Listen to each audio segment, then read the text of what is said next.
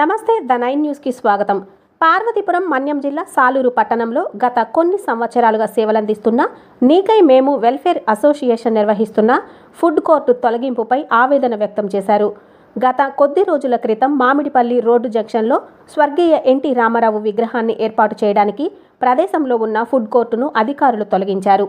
ఈ విషయం తెలుసుకున్న మీకై మేము వెల్ఫేర్ అసోసియేషన్ సభ్యులు మున్సిపల్ కమిషనర్ రత్నకుమార్ గారికి అడగగా ఫుడ్ కోర్టు ఏర్పాటు చేయడానికి వేరే స్థలాన్ని ఇస్తామన్నారని, ఇప్పుడు అడిగితే సంస్థకు సంబంధించిన డాక్యుమెంట్స్ ఆధారాలు ఇమ్మని మాట దాటవేస్తున్నారని మీకై మేము వెల్ఫేర్ అసోసియేషన్ సభ్యులు మీడియా ముందు ఆవేదన వ్యక్తం చేశారు.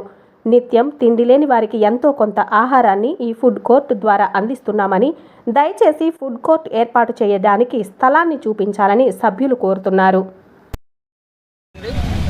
మీడియా సోదరులందరికీ నమస్కారం.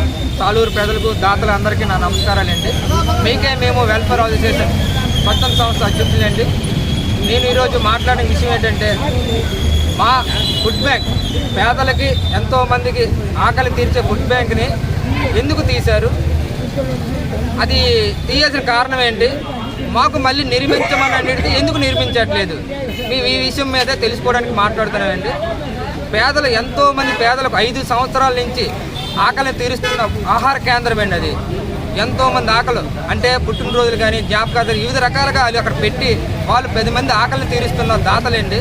అక్కడ ఫుడ్ బ్యాంక్ తీయవలసిన అవసరం వచ్చింది, ఓకే, నేను ఒప్పుకుంటాను. కానీ తీసిన ఫుడ్ బ్యాంక్ని ఎక్కడో దగ్గర ప్రారంభించాలని మా అభిప్రాయం అండి. ఎందుకంటే అది చూపించుకుంటే ఎంతోమంది ఆకలి అనేది తీరుతుందండి.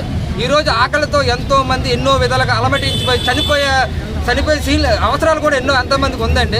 ఎందుకంటే ఆకలి అనేది అంత భయంకరంగా ఉంటుందండి.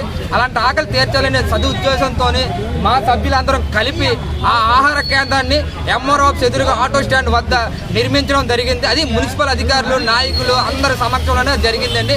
దాని ప్రారంభం కూడా మన నాయకులేంటి అందరూ నాకు వెన్నుదన్ను నుండి నడిపిన మన నాయకులందరికీ, మన ప్రజలందరికీ కూడా మాకు సపోర్ట్ చేశారండి. దానికి ప్రత్యేకంగా అందరికీ ధన్యవాదాలండి. నేను మున్సిపల్ అధికారి రత్నకుమార్ గారిని కోరుతున్న ఒకటేనండి, మళ్ళీ మా ఆహార కేంద్రాన్ని ఏదో ఒక చోట ఏర్పాటు చేయాలని, 10 మంది పేదవాడి ఆకలిని తీర్చుతారని మీకే మేము వెల్ఫేర్ అసోసియేషన్ ఆధ్వర్యంలోని మేము మీడియా ద్వారా మేము కోరుతున్నామండి. ధన్యవాదాలు అందరికీ.